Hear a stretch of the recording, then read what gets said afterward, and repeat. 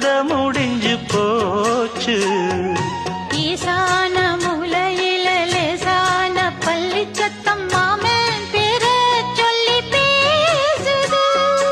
ஆறாத சோகந்தன்ன தீராம சேர்த்து வச்சு ஊரும் சேர்ந்து என்ன ஏசுது.